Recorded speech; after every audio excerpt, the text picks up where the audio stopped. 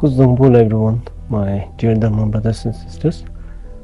Today I'm so excited to share a little bit about summer retreat. Summer retreat in Chuki we call it as Yarnil, and Yar means summer and Ne means to remain in one place, and literally it means staying in one place during summertime. And summer retreat is truly a wonderful time for every one of us. For the monastic community, once the summer retreat is started, we get enough time for ourselves to engage in studying, contemplation, meditation, and many other dharma activities.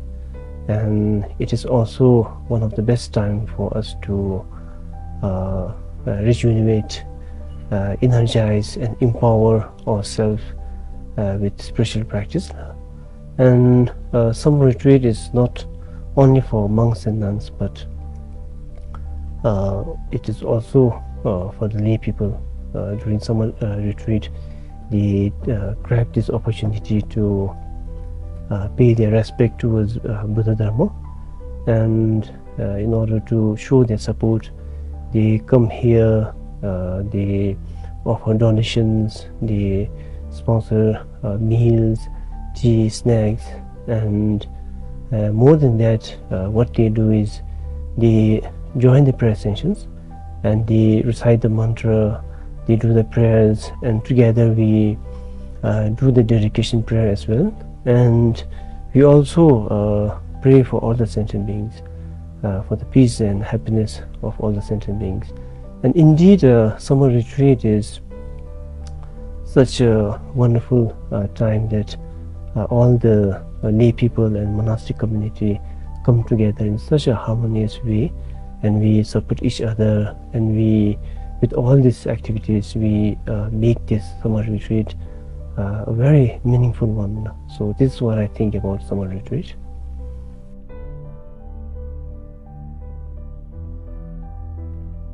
Thus, summer retreat was actually first started by Buddha himself, and later in early 13th century it was introduced in Tibet by Kashi Penchen Shachashiri.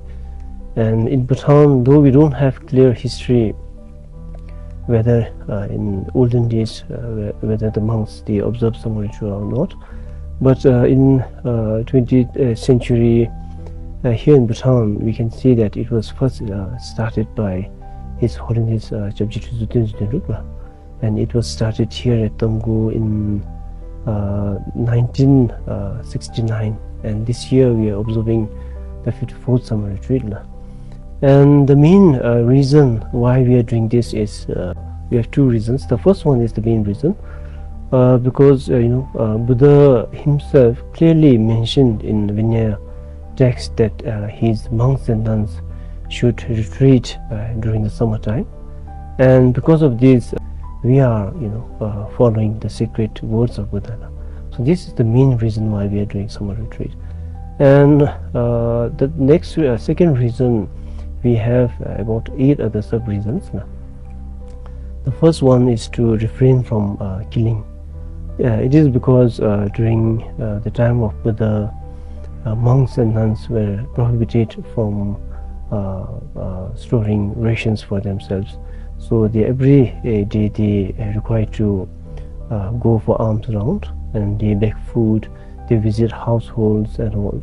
So what happened is, especially during the summertime, insects and creatures, they become very active, and even though it's unintentionally, when monks and nuns went for alms round, they killed many insects, trampled insects and creatures. So in order to stop this, in order to refrain monks and nuns from killing insects during the summertime, so Buddha initiated the summer retreat. And the second reason is to prevent others from losing faith towards Buddha Dharma. It is because once especially during the summertime when monks and nuns were busy walking to beg food, when they, unintentionally, even though it's unintentionally, when they trampled and killed insects while walking, then the non-Buddhist followers, they use this to criticize Buddha and his followers. And what they said is, they say that they are against their own religion and against their own progress. They're killing insects and creatures while walking. So in order to put this criticism to an end, Buddha initiated the summer retreat. So this is the second reason. And the third reason is Buddha himself clearly mentioned in many scriptures that his monks and nuns should be less engaged in worldly activities. So to make this possible, to happen this, make this happen, Buddha initiated the summer retreat. So once the summer retreat is commenced, monks and nuns are not allowed to go beyond the prescribed boundary. So they will remain in the one location, which will, make them to less engage in worldly activities. And the fourth reason is some of the monks and nuns, they require to travel a very long distance. Sometimes they require to cross streams and rivers, and some of them they require to walk through a very dense forest, and it led them towards to sometimes encounter with wild animals. Some they were washed away by river also. So in order to prevent this, Buddha initiated the summer retreat. And the fifth reason is to develop the three different kinds of wisdoms: the wisdom of hearing, the wisdom of contemplation, the wisdom of meditation. So once the summer retreat starts, then monks and nuns, they will be engaged in activities like studying, contemplating and meditating on. So this will one way or another enhance or help them to develop the three different kind of wisdoms. So this is the fifth reason. And the sixth reason is to do some repairing work and maintenance of temples and monasteries. So during the summer retreat, this is also one of the activities that monks and nuns will be engaged in.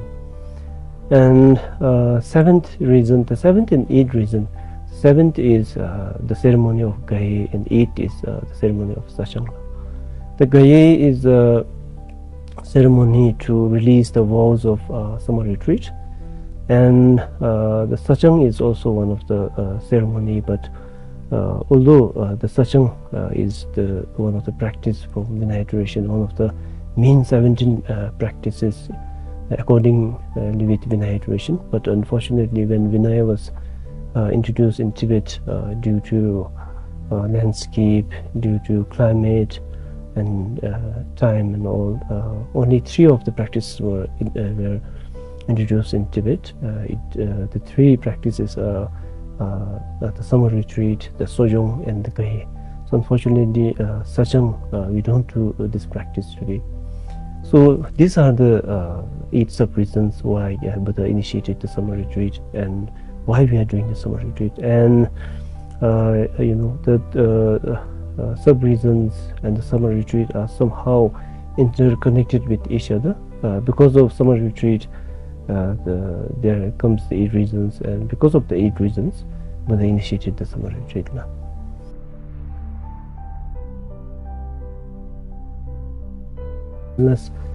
The main practice during the summer retreat is, according to Vinaya tradition, the main practice we do is we have 3 different practices.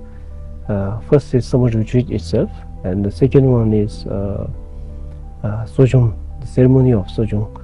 And ceremony of Sojong is kind of a special ceremony for monks and nuns.